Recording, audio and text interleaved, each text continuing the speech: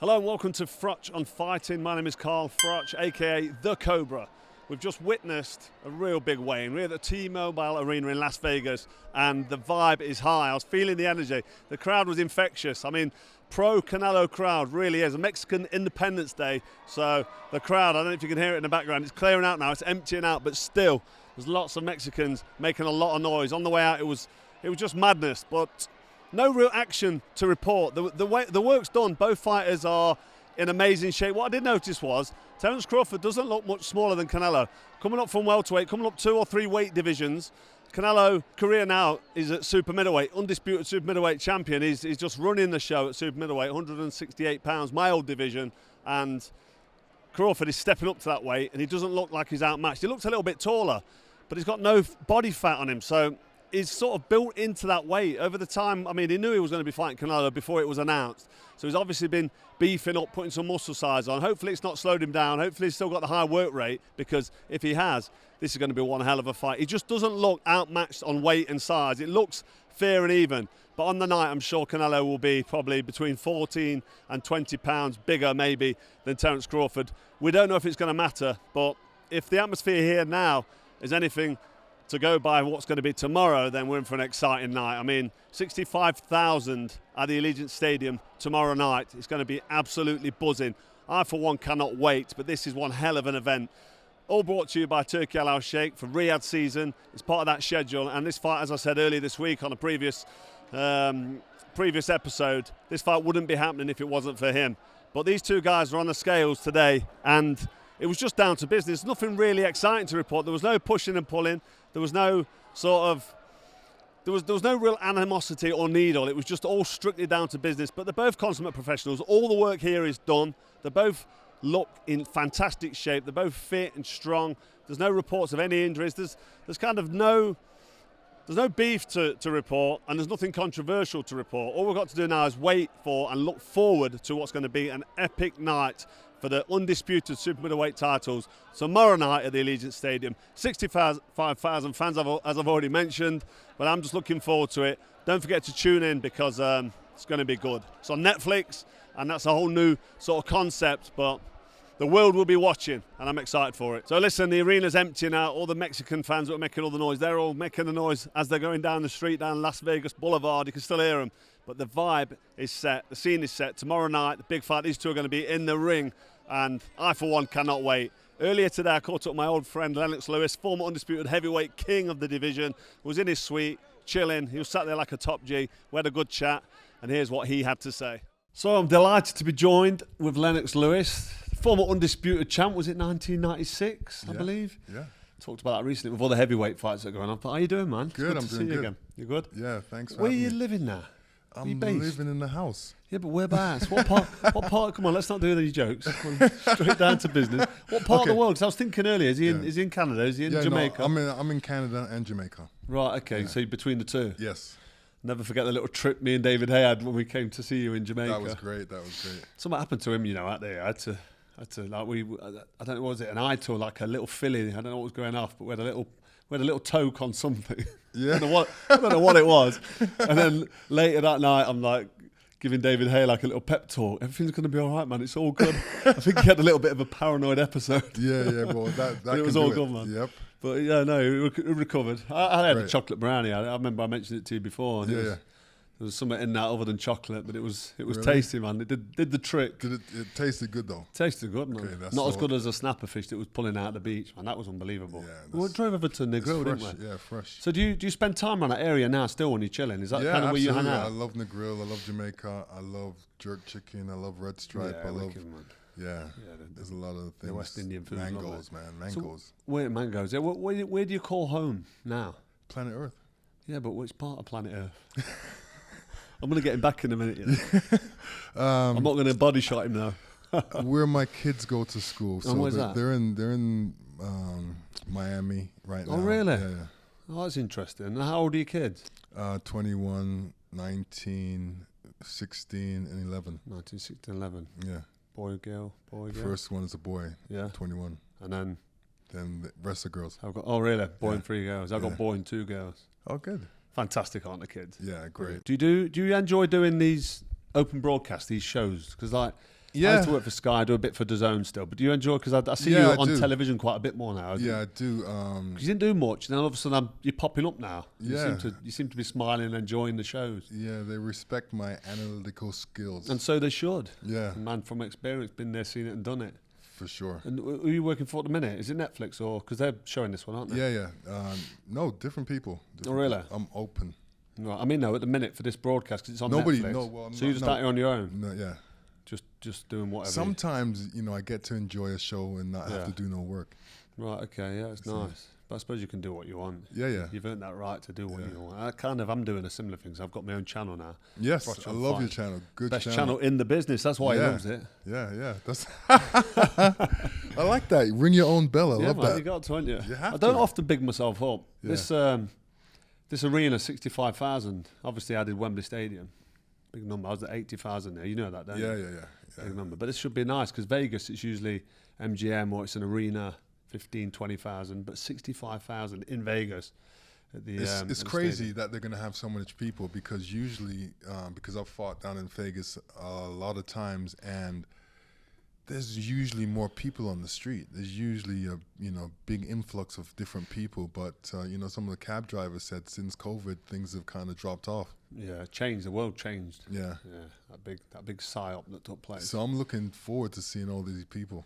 Yeah, well, it's got busier. We're at the Allegiance, near the Allegiance Stadium at the Fontaine Blue Hotel. It's kind of out the way, and we got a cab down to the MGM yesterday, and I thought, right, okay, this is more Vegas feel, just packed. Yeah, that's a busy everywhere. fight hotel.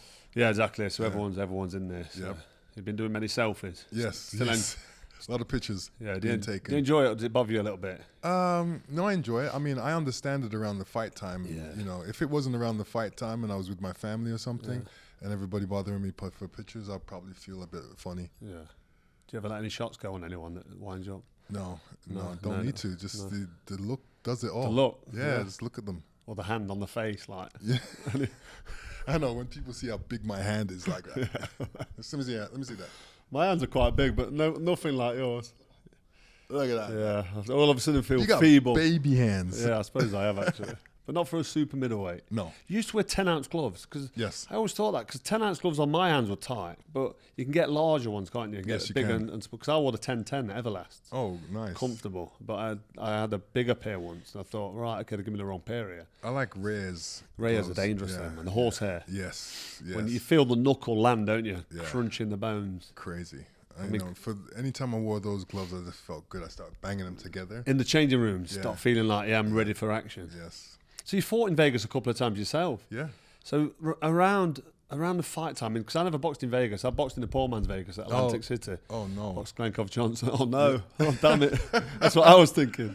So I was at the Broadwalk Empire, and I boxed Glenkov Johnson. Then I boxed Andre Ward. Okay. There were 2 fights back to back. I trained in New York for that, and it didn't get the big fight feel. I was in Connecticut, the MGM Grand in Connecticut. When I boxed Jermaine Taylor, and that felt big. Yeah. And it's got like the hotel and casino feel about it. Yeah. But what's it like when you're fighting in Vegas? When you was fighting? I mean, what was your first one here? I don't remember the first one, but know? I remember what it was like because I've boxed here many times. And how many times? Do you know? At least 5. At least 5, yeah. Holyfield. But yeah, go on. I was going to say to you, what's the big fight feel like when you? Well, do you first, stay in your hotel, or do you? First, you come in, because I used to train in the Poconos, and up there is really serene and not too many people, not too many interviews. So when I would come down for fight week, it would be a lot of interviews, a lot of people talking to you, like cameras in your face and this and that, and it was like kind of off me for a minute. I didn't want to do too much, but Don King, he would want you to do a lot and complain if you didn't do a lot. He said, I gotta sell the fight, I gotta do this. The ultimate promoter. Yeah, so that was pretty hectic, but once you went through that a couple of times, you got used to it. And it's something that you have to get used to, because you're staying 6 weeks in a camp and nobody's talking to you. You're more focused on your opponent. All of a sudden somebody's asking you a whole bunch of questions. You have to run over there, you have to go over there, you have to meet over there, and then it just takes energy out of you. So the best thing for me was not to do too much, but I did enough just so the promoters would be happy, and then just really staying forward for the whole couple days before the fight, and it's a build up. You know, I couldn't wait to see my opponent, to look into his eyes and see his vibe, see what he's like. And then when it came down to the face-off, do the face-off, and then go back to the room, rest, get as much rest as possible. What I used to do when I was resting is play a lot of chess. So chess used to keep my mind occupied. You're 2-0 at the minute with the Cobra. Yeah. Remember, you done with 2-0. Oh, that's right. Best of 5 though. It was best of 3 till you done with 2-0. I said we'll have a best of 5. Yes. So we've got another, at least another one more game. Has your game improved? A little bit, yeah. My son plays a bit. So good. I've got him playing. It's good for the brain. Yeah, it is. So that's what we would do before a fight, and then the fight would happen.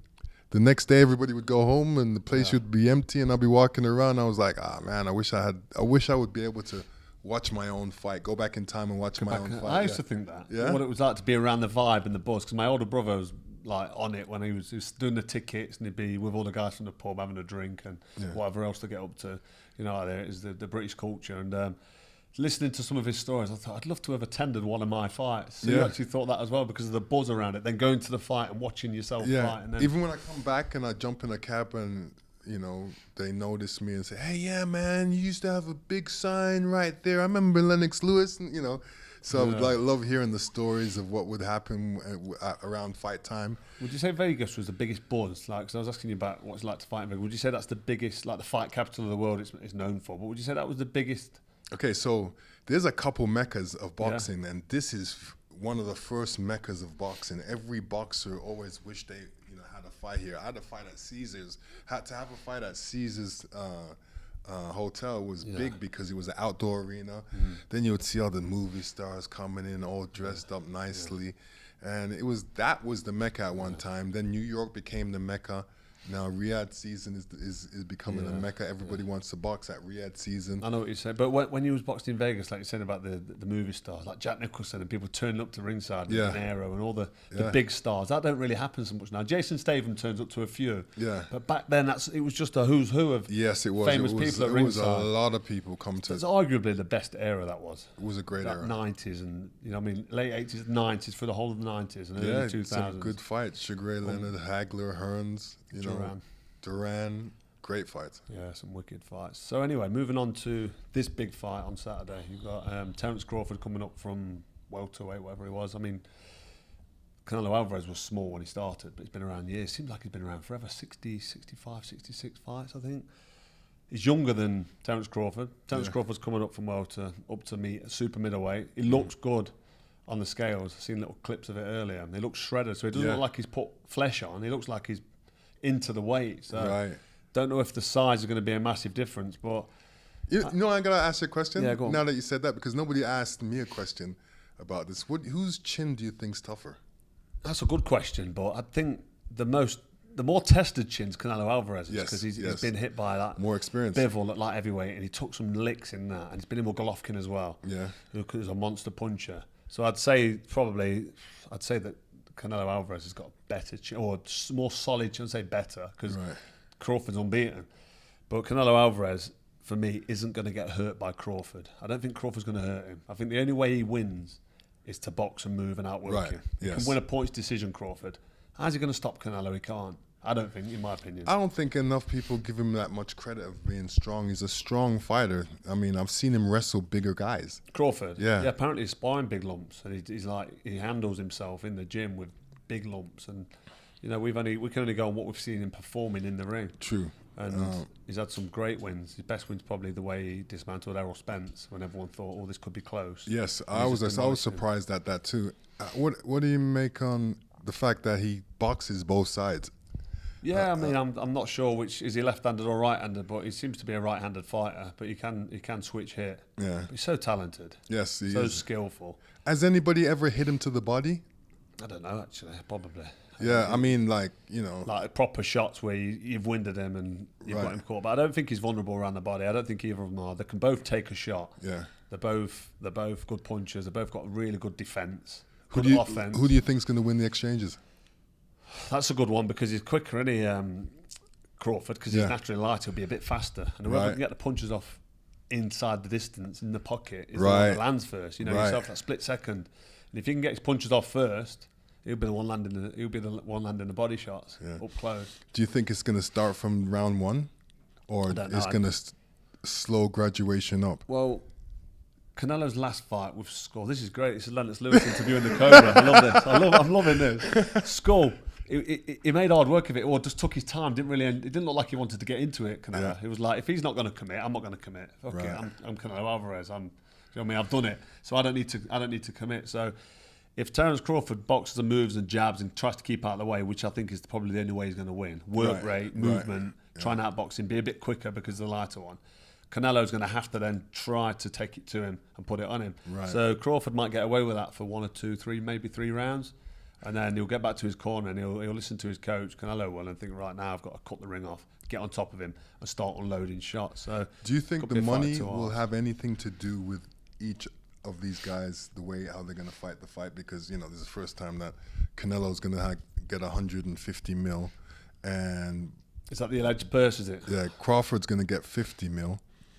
Yeah. Will Crawford be looking and saying, "My God, I want 150 mil, so I'm going to beat you"? Beat you and then good. Or is Canelo saying? Is Canelo saying, "Oh man, I got 150 mil. I want another 150 mil for a next fight, so I got to win"? Well, that's it. The more you earn, you don't get to a point where you say, "Oh, I've done now." You think, "Right, I've got 10 mil. Now I need 50 mil." When you got 50 mil, not that I've ever got there. Now I need 100 mil. You can relate to that. Yeah. When you got 100 mil, you think, you know what, 100 mil, I can spend that on a nice house in Jamaica, and I've got one in Canada. I've got kids, and how about 200 mil? And then you got this billion in your head. So it doesn't stop, and that's just how human beings are. By nature, the greedy. I don't think Canelo's motivated by money. He's 100 odd million. He's a Mexican king. No, he's got everything he wants. He's what he needs. I think Crawford might be a bit more motivated by the money. And he'd be thinking, there's some big paydays here now. Turkey Al Sheikh. This is part of the Riyadh season schedule. What about a man coming up to your weight class and says he can beat you? This is a man coming 2 weights up or 3 weights up and says he can beat you. It's going to play a factor, isn't it? Yeah. Canelo Alvarez would you let a man beat you if he came up to your weight? I know. I thought to myself when I fought Arthur Abraham and he was a middleweight, I thought, he can't beat me. He's too small. He's not big enough. Yeah. And in my head, and I went in there and I demolished him for 12 rounds because I thought, I was going to punch his head in for 12 rounds. So there'll be an element of that. Yeah. It's going to be a interesting fight early on. Definitely a fight of 2 halves, because if Crawford does get behind his jab and you throw combinations and work it and he starts nicking rounds and starts winning rounds and sitting down comfortable, Canelo's going to have to then take it to him. And I think that's the point then when we're going to decide, when we're going to have the question answered, can Terence Crawford live with Canelo up close when he starts drilling them body shots and landing to the head? Is he going to be able to cope with it? And if he can cope with it, Canelo's in a fucking fight. Hard fight. Yeah, and it's going to really come down to the last round, because they're going to put out a lot of energy in the first couple rounds. Absolutely. Hopefully. Yeah. And it really depends on like the 8th, the 10th round and the 11th round. Yeah, maybe. I mean, who would you say is under more pressure for this? Because I would say Canelo is. Yeah. Canelo's under the pressure because it's his weight class. A man's coming from a lower weight class to come beat him.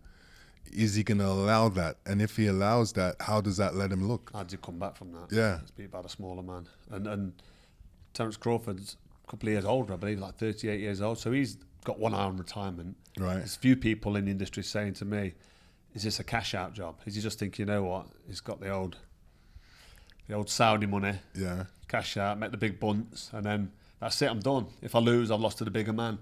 And I can go out on my shield and say, listen, I tried to be great, I tried to go up a weight, and it's too much for me. Or is Crawford thinking about winning this fight, taking the titles, and then making that 50 mil, that half a bill? Is that where he's at? I think that's where he's at, because he's at a really special place right now. I'm saying this to the crowd, that there's a lot of special fighters out there that can do this type of thing, that can actually move up a couple weight classes and beat the guy at that weight class and retire. He's one of those special people that can do that. So, he just has to make sure it only takes one punch to end everything or to make history. Of course, yeah. Do you think he's got that one punch power? We spoke about it earlier, but I don't know if Crawford's got that one punch that can hurt Canelo. And even if he has got a big punch, which he obviously has, because he's had a fair few knockouts in his career, but to actually hurt Canelo Alvarez and have that one punch, I think that one punch can only come from Canelo. Yeah, so I think so too. I think when it comes to Crawford, he's got a multitude of punches he can throw at any given time. And you could see in his past fights how he's gotten rid of his opponents, different. He does it differently. Yeah, so the pressure's on Canelo. Yes. Crawford can relax in there. You know, it's like yourself when there's not much pressure. And sometimes being the underdog, Right. you're thinking, right, I've got to go I here. think he wants to make this mark. I think he wants to beat Canelo. I think he's there to beat Canelo. I think there's a lot of guys that Canelo boxed that could have beat Canelo, but mentally broke down at the end. Yeah. Well, he had a couple of close ones with Golovkin, didn't he? And Golovkin's a big puncher, tough. Yeah. He lost to Bivol. He lost to Mayweather. So he knows how to lose, and he understands how it feels. Where Terence Crawford, unbeaten. Imagine that. When I was unbeaten, I didn't think anybody can beat me. Yeah, that's how it is when you're unbeaten. Yeah. You just, no way this guy can unbeat me, you know. And I was like, you know, going after the guy, and the guy beat me. Yeah. Sometimes I used to walk to the ring thinking, like, you leave the belt in the, you take the belt with you, and you see the belt, and you think, I want to go back to the changing rooms with this belt. I don't want to come back to this changing rooms not a champion. Right. I'm going in there a champion. I need to come out a champion. And then look at it. Both guys are champions. Yeah, exactly. Wow. There can only be one winner. No, exactly. But can there possibly be a draw? Yeah, potentially. Yeah, Potentially, there's always that chance of being a draw. That's the thing. If it goes a distance and it's close, you've got the draw. Then the potential rematch. Oh my goodness. Yeah, That's what I'm thinking is going to happen. I don't ever want to see that. You have the draw, are you? I might have to stick $100 on the draw. That could be I think you're going to make $100, $100 grand. I think it is. Do you reckon? Yeah, you get paid double for a draw. So what's your pick then, anyway? My pick is, it really depends on the fighter.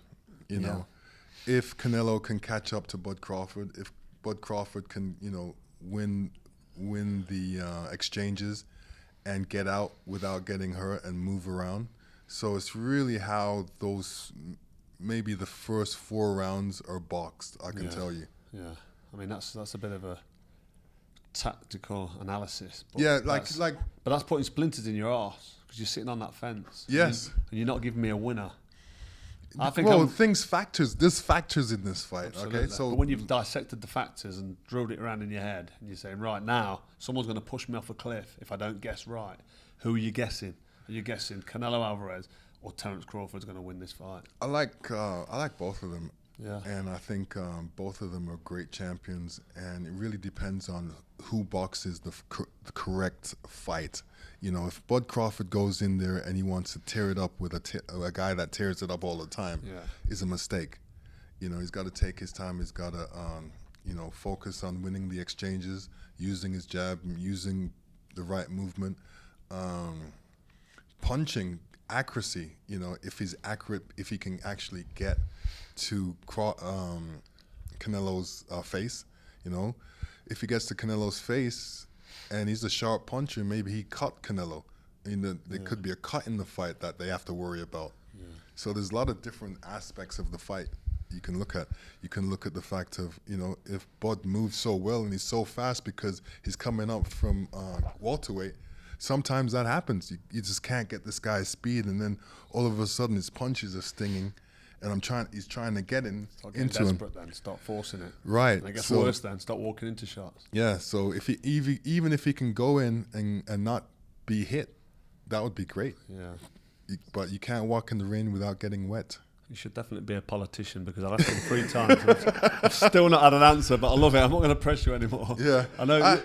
Listen, both guys are great champions, so it would be bad to pick one. All I'm saying is the guy that doesn't have to come up in weight, the guy that owns that weight class has the advantage. Yeah, I know what you're saying. So Canelo has the Probably advantage in that aspect. This guy's coming up to his weight, wants to beat him as a champion. So, you know, it's a difficult fight to do. It's a big thing that, a big bite that Crawford has bit off for himself, but it's doable. It's a definite potential retirement fight, isn't it, for both of these fighters? Yes. Like, this could be like, well, I've done that one, now I'm done. Unless it's a close and everyone wants to see it again. Yeah. Crawford could quite easily retire after this, and so could Canelo. If he wins this, he could say, you know what, that would do me. I think Canelo wants to carry on the way he speaks. He's still got stuff to do. I'd like to see him jump in there with Benavidez. Yeah. Benavidez. That's my guy right there. He's a serious contender. You think he's swerving him, Canelo? Yeah, absolutely. Yeah, just a blatant straight out swerve. Don't fancy it. Yeah, definitely. The man's a boogeyman in one sense. He's like, you know, who is out there to give him a good fight? I don't see anybody out there to give him a good fight. He's that good. What about Bivol? Because Bivol beat Canelo, that'd be an interesting fight, wouldn't it? Bivol, Yeah. Benavidez, Dimitri Bivol. Benavidez and Bivol. I'm still picking Benavidez on that one. He is quality and a quality, classy operator. So yeah, thanks for that, man. Thanks for not giving me a prediction. Yeah, but you're gonna step in the ring pretty soon, aren't you? Yeah, well, you've obviously seen it. I was actually going to ask you about that from a champion to champion, but an aging champion as well. I'm 30, what am I, 38? No, I'm not, I'm 48. I've skipped 10 years there. Wow. 48 years old. My last fight was 11 years ago. And now there's an ex-UFC fighter who's now trying to make waves in the boxing scene. Have you heard of Misfits Boxing? I've heard of it, yeah. Kalas Howland promoting in that. So he kind of called me out the other day. I went there because I was in Liverpool. My mother-in-law, my kids were there, and I just thought, you know what, I'll stick my head in the show, have a look, see what's going on. Kalas Howland invited me. Felt like a little bit of a setup, actually. Probably was. Sat there eating my apple, and Darren Till knocked his guy out, an ex-UFC fighter, Rockhold, I believe it was. And then he comes over the top rope, starts shouting at me and swearing at me and giving it the big one. Obviously, he's trying to get a fight with a legend and trying to get a payday. Did you jump? No, I was just sitting there eating my apple, man. Nice little juice. You know the juicy red apples? Yes. I didn't move. I just stayed there. Good. That's kind of daunting. Yeah, he didn't know what to do. I calmed him down. And then I got out of there before he got the microphone and then really got it going. I was out of there. I thought, I'm not sitting around for him to potentially abuse me, because that's what he wants, wasn't he, in there rolling around with him. But since then, I've had that much of a response and that many people coming to me saying, "Oh, please knock this guy out, knock him out." What do you think? Me, 11 years retired, I'd never come back to professional boxing. Right. Like my weight divisions, what Canelo, Alvarez, and Crawford are now super middleweight. I would not disrespect myself or the sport enough to think I could jump in with a world champion after being out 11 years. Right. I retired 10 years, 11 years ago for a reason, because I couldn't do it anymore, and the desire was gone. Right. But this guy's a UFC fighter coming into professional boxing. What do you think about me now fighting him? Do you think it's a stupid idea? Do you think I could win? Do you think it's possible? Do you see any of these crossover fights? Because I see this crossover fight because I don't think UFC fighters have good hands when it comes to boxing. Boxers grow up boxing. They're used to distance with the hands, used to movement. That's all they're using. Yeah. So for him, all of a sudden I want to be a boxer. I think it's going to be more difficult for him. So you have a good chance. This particular guy's only 33 years old. Bit bigger than me, 6'1", heavier. So bigger, heavier, potentially probably not stronger than me. I'm a machine. Yeah. I'm like genetically gifted and all that. And it only takes one punch. And they're not good defensive fighters anyway. They go for the okey doke. You know what that means? Yeah. Give him one of those. Give him a little feint. Yeah. Couple of feints, good foot movement, walk him into a shot. Yeah. Probably dominate him with a jab. They don't know about body shots either. So what are you thinking? Easy work for the Cobra? Easy work for the Cobra. Can I be your coach, please? Jump in the corner, man. Easy money for the Lewis machine. Yeah. I want to be his coach. Let's have a all right, man. Just go out there and knock him out. Easy work, man. Yeah. But no, thanks for that bit of advice. So you wouldn't rule it out? Yeah, I wouldn't rule it out. I think you should take it. I think easy money. I suppose it depends what the old bunts is, doesn't it? Yeah. Yeah, don't take anything less than, what you're worth. Give me a figure. Anchor it. What you're anchoring at? Wow, man. I don't want to give a figure. No, all I say is you deserve a lot of money. Yeah. To come out of retirement after 11 years. Yes. Legend, 4-time world champ, Hall of Famer. It should be on TV too. Yeah. Is it going to be on TV? It'll be televised. Good. Yeah. Good. Don't worry. I'll be there. Yeah. I'll be there. Right, man. Lennox, always a pleasure, man. Bless. Thanks for coming. All right, man. Good to chat to you. Always great to catch up with Lennox Lewis. What a guy. I'm going to have a game of chess with him as well. I'm 2-0 down at the minute and it's best of 5. So I've got a chance. A small chance, that's for sure. But anyway, everyone's been waiting for my prediction. I think nobody knows what I'm going to say, but I'm going to tell you now. Canelo Alvarez, the bigger guy, the stronger guy, you would expect him to get the job done inside the distance. Maybe rounds 8 through to 12, he'll get the stoppage, potentially. But looking at the size of him and being around Terence Crawford and looking at his whole career, the fact that he's unbeaten, I'm not moving the goalposts or changing my decision. I just think it's going to be very, very close. And I've got a feeling that Terence Crawford might just be pulling off an upset. And it will be an upset if he wins on points, because that's going to be devastating for Canelo Alvarez. So anyway, I'm going to have $100 on Terence Crawford to beat Canelo Alvarez on points in a very close, very tight fight. Crawford will have to come through a couple of sticky, hopefully it's not a dodgy decision, sticky times in there. Canelo's going to get to him, he's going to pin him on the ropes, going to catch him with some big shots. If you can soak it up and fire back, Canelo might just win on points in a tight decision. So that's my verdict. Terence Crawford by points.